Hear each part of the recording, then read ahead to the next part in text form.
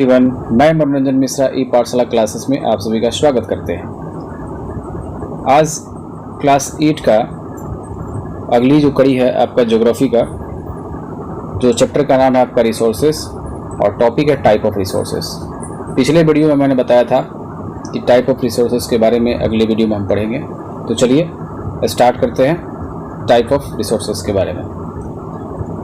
जैसा कि लिखा हुआ कि resources are generally classified into natural, human made and human resources. Resources are generally classified into natural, human made and human resources, यानी कि जो भी हमारा रिसोर्सेस है वो नेचुरल, मानव के द्वारा निर्मित और मानव के अकॉर्डिंग वर्गीकृत किया गया है, इसको क्लासिफाइड किया गया है। यानी जितने भी सामान्यतः जो भी संसाधन है प्राकृतिक, मानव निर्मित या मानव में वर्गीकृत किया गया है। तो इसमें हम लोग कहेंगे नेचुरल रिसोर्सेज के बारे में। अब इसमें हम लोग समझेंगे कि नेचुरल रिसोर्सेज क्या है। लिखा है कि resources that are drawn from nature and use without much modification are called natural resources. यानी कि वैसे संसाधन जो हमें किससे प्राप्त है, नेचर से प्राप्त है, and use without much modification, और अधिक संशोधन के बिना, यानी कि इसको बिना संशोधन किए उपयोग में लाए जाते हैं, उसको हम लोग नेचुरल रिसोर्सेस कहते हैं। और नेचुरल रिसोर्सेस को हम लोग गिफ्ट ऑफ नेचर भी कहते हैं। तो गिफ्ट ऑफ नेचर किसको कहते हैं? नेचुरल रिसोर्सेस को कहते हैं। चलिए आगे चलते हैं। अब इस क्लासिफिकेशन में जैसा कि यहाँ पे फर्स्ट वाला दिया है classification, on the basis of level of their development. Development के लेवल के आधार पर जो है इसको दो भागों में बांटा गया। पहला है एक्चुअल रिसोर्सेस। तो एक्चुअल रिसोर्सेस किसको कहा जाता है? तो सामान्यतः इसमें हम आपको समझा देते हैं। इसके बारे में हम लोग अगले वीडियो में डीप में पढ़ेंगे। इसके बारे में अगले वीडियो में हम लोग डीप में पढ़ेंगे, जो क्लासिफिकेशन ऑफ रिसोर्सेज होगा। तो जैसा कि एक्चुअल रिसोर्सेज के बारे में हम समझें कि वैसे रिसोर्सेज जो क्वांटिटी के रूप में जाने जाते हैं, वैसे रिसोर्सेज जो मात्रा के रूप में जाने जाते हैं, उसको हम लोग एक्चुअल रिसोर्सेज कहते हैं। जैसे कोल ऑफ जर्मनी, जर्मनी का कोयला। पेट्रोलियम इन वेस्ट एशिया, वेस्ट एशिया में जो पेट्रोलियम आपको पाया जाता है। दूसरा है पोटेंशियल रिसोर्सेज। पोटेंशियल रिसोर्सेज वैसे रिसोर्सेज जो क्वांटिटी के रूप में नहीं जाना जाता है, उसको हम लोग पोटेंशियल रिसोर्सेज कहते हैं। जैसे द यूरेनियम इन लद्दाख, लद्दाख में जो आपका यूरेनियम पाया जाता है, उसको हम लोग पोटेंशियल रिसोर्सेज के रूप में समझते हैं। 2 नंबर जो दिया हुआ है, on the basis of renewability. On the basis of renewability, यानी कि इसको 2 भागों में बांटा गया है, 2 पार्ट में।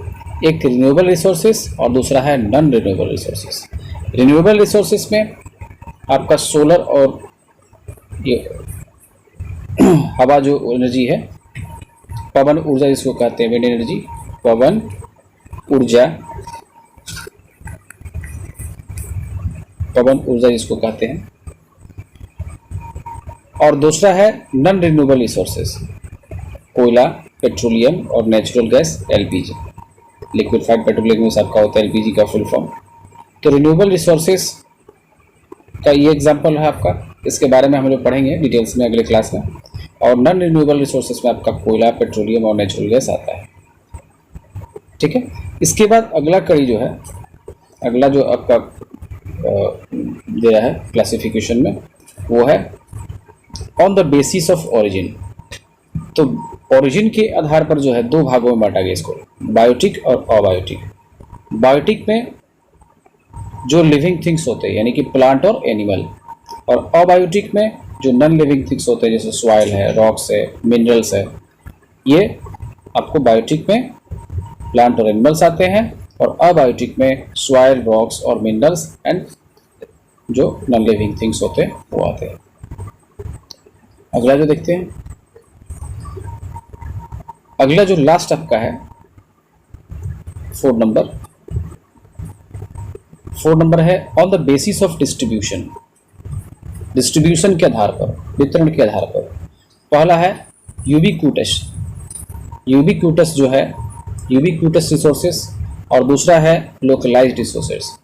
यूबिक्यूटस रिसोर्सेस में आपका जो अर्थ पे चारों ओर पाए जाते हैं, जैसे लैंड हुआ, वाटर हुआ, एयर हुआ, etc, और जो एक सर्टेन प्लेस पे पाए जाते हैं, एक कुछ सर्टेन प्लेस पे पाए जाते हैं, खास जगहों पे पाए जाते हैं, जैसे कॉपर हुआ, आयरन हुआ, उसको हम लोग रखते हैं लोकलाइज्ड रिसोर्सेज पे।